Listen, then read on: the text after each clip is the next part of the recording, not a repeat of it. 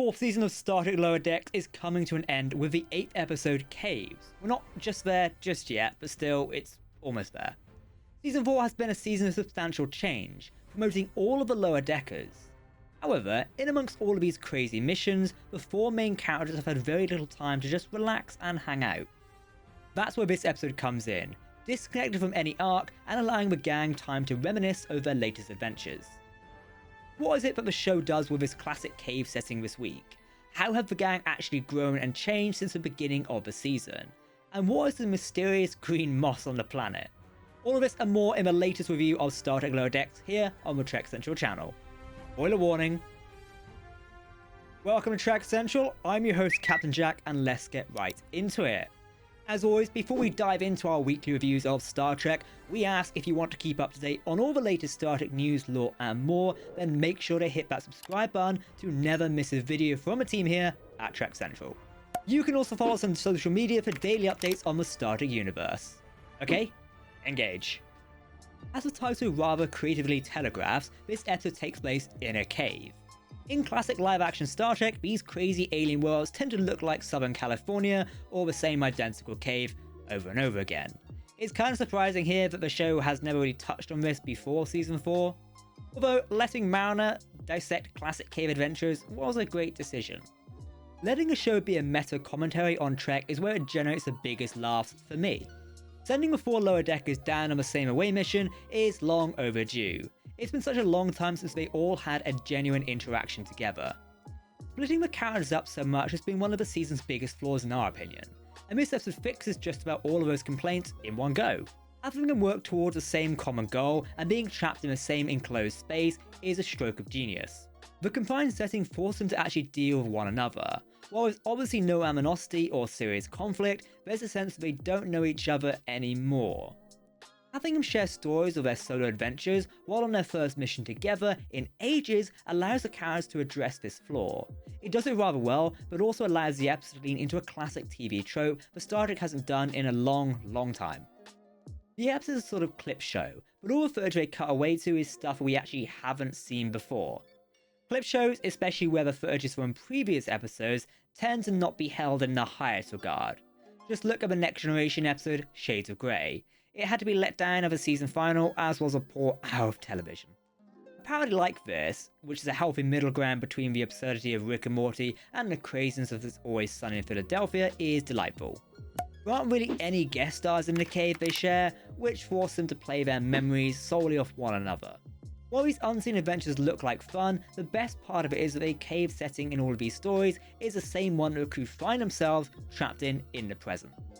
The identical set in an animated show is far from a necessary addition. It's only to highlight the similarity of the cave episodes of Star Trek. This, in all honesty, is the best use of a clip show format I've ever seen to date.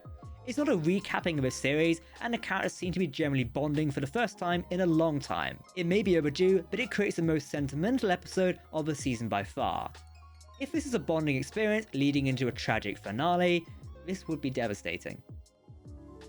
The stories that the individual crew members tell are funny while not totally compelling enough to fill out their own sort of episode. Writer Ben Rogers understood the assignment here when it came to what warrants a sort of interesting episode, and what's probably best suited to a short skit. The most notable of the 4, and probably my favourite, came from Boimler.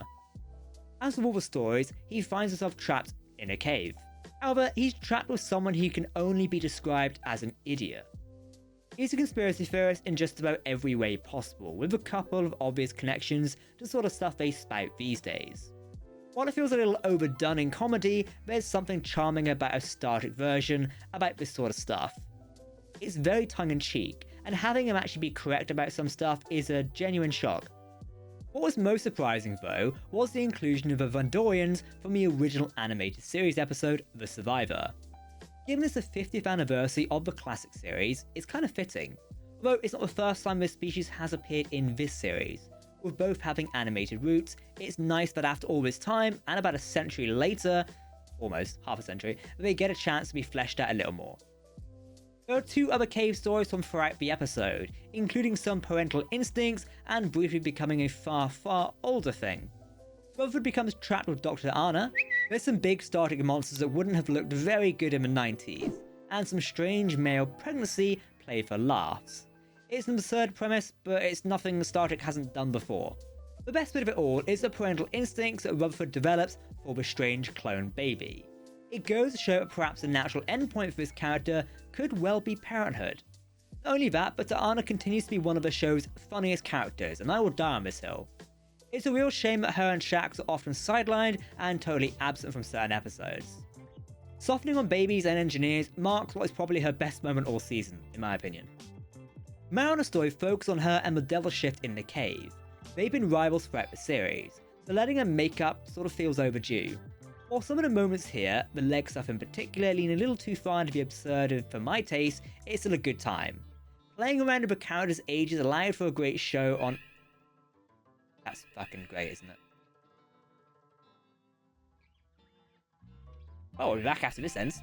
Alright, we're back again after a red alert, aka a fire alarm here in the office, so here we go. As I was saying, playing around with the characters' ages allowed for a great show of acting on all of the actors' parts. While it wasn't the best skit, there was clearly a lot of effort put in here. For every episode, Tendi keeps trying to tell a story about a turbolift. Although the other characters keep stopping the story because it's not a cave, they need ideas for a cave escape, and that's not what they'll find in a turbolift. While the story isn't the secret to escaping, it's really heartwarming as a sight. In a surprise twist, she gets to tell the story after the carnivorous moss becomes sentient and insists. It's a sweet note to end the episode on too. The story is from shortly after the rage incident in the pilot episode, with the animation style subtly changing to match. Amid all the power failures, they got trapped in a turbolift. It forced the four of them to bond over hours and hours, with Tenny getting to know them, essentially for the first time. The situation mirrors there in the episode's main story, but they're having way more fun together. This is the sort of retrospective I will try and do before an emotionally devastating final. There's 2 episodes left in this season, and ending on such a sweet note doesn't bode well for the characters. Although if this is one of the last times that the gang are happy together, it could hardly end on a funnier note. What an inventive episode, using a classic sitcom trope and hilariously calling back to a very old school Star Trek budget limitations.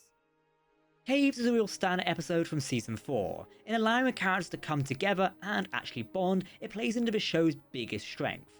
Over the past 4 seasons, the cast have all really settled into their roles. Allowing to actually interact with one another is something the show hasn't done enough of this season. It fixes what is probably everyone's biggest complaint all in one go. I hope that the final episodes of the season actually wrap up the story satisfyingly. This has been the first episode since In the Cradle of Exilion not to explicitly tie into the season's ongoing arc. Given what was revealed last week, the final showdown is going to be big. Even better if the characters will be going into this conflict more united than ever before. Whatever potential devastation the final has in store, count me invested. Oh, what did you think of this week's episode for Star Trek Lower Decks? Love it? Hate it? Was it something you enjoyed, or are you waiting for more from Star Trek's animated adventures, particularly the next 2 episodes, which are our season finale episodes? If you want to keep up to date on the latest Star Trek news, lore, and more, then make sure to hit that subscribe button to never miss a video from a team here at Trek Central. You can also follow us on social media, or join our Discord server for daily updates on the Star Trek universe. As always, I've been Captain Jack, thank you very much for watching, and we'll see you later this weekend with more Star Trek videos. Live long and prosper, my friends. Goodbye.